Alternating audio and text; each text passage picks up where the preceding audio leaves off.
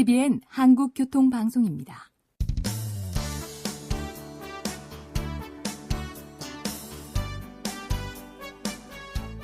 한문철 변호사의 교통사고 솔루션. 이 시간 진행의 한문철 변호사입니다.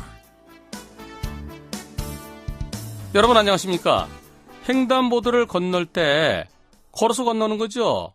물론 뛰는 사람도 있습니다만은 자전거는 어떻게 될까요? 자전거는 횡단보도에서 자전거에서 내려서 끌고 건너도록 되어 있습니다. 끌고 건너지 않고 자전거를 타고 건너다가 지나가는 차량 사고 당하면 과실비는 어떻게 될까요?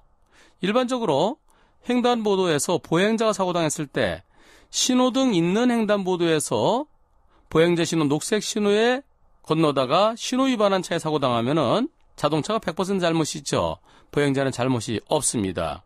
한편 신호등 없는 횡단보도에서는 보행자도 지나가는 차를 조심해야 됩니다. 당연히 자동차 운전자가 보행자를 보호해야 될 의무가 있지만, 그러나 보행자가 다음에 건널 모양이다, 내가 먼저 갈 수 있겠지, 그런 마음으로 자동차가 지나가다가 또 보행자는 내가 가니까 차가 쓰겠지, 그러다 사고 나는 경우가 있습니다. 따라서 신호등 없는 횡단보도에서는 보행자가 건너다가 자동차에 사고 당했을 때 보행자에게도 10%의 과실을 인정하는 것이 보통입니다.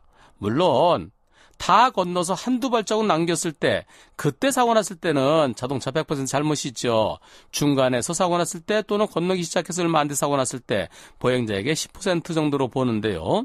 만일 자전거를 타고 건너갔으면 어떻게 될까요? 우선 신호등 있는 횡단보도에서 자전거를 타고 보행자 신호 건넜을 때, 그때는 왜 자전거를 타고 건넜느냐?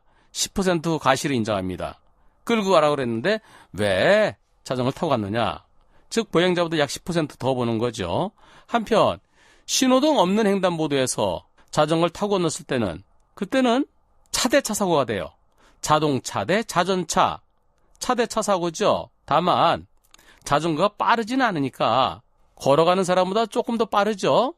조금 더 빠른 점에 대해서 자전거에게 10 내지 20%를 더 봅니다. 신호등 없는 횡단보도에 사고 났을 때 보행자는 10%라고 그랬죠. 일반적으로. 물론 술 먹고 뛰었을 때는 20%까지 될 수도 있습니다. 그에 비해서 자전거는 10 내지 20%를 더 보기 때문에 신호등 없는 횡단보도에서 자전거를 타고 건너가다가 자동차에 사고 당했을 때 자전거 운전자에게 약 20 내지 30%의 잘못을 인정합니다. 오늘은 여기까지입니다. 고맙습니다.